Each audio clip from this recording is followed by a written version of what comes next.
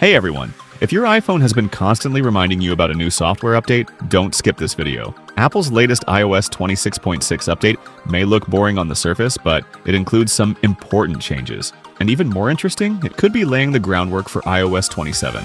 At first glance, there's nothing exciting here. No new design, no new emojis, and no flashy features.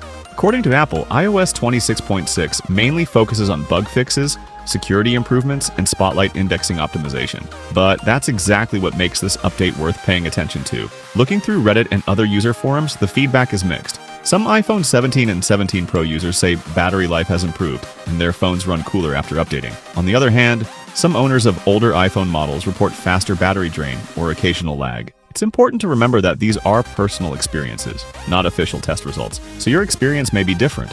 The biggest reason to update is security. According to security experts, iOS 26.6 fixes dozens of vulnerabilities, including serious issues in WebKit, the engine that powers Safari. In simple terms, staying on an older version could leave your iPhone more exposed to certain online threats. There's also an interesting change involving Spotlight indexing.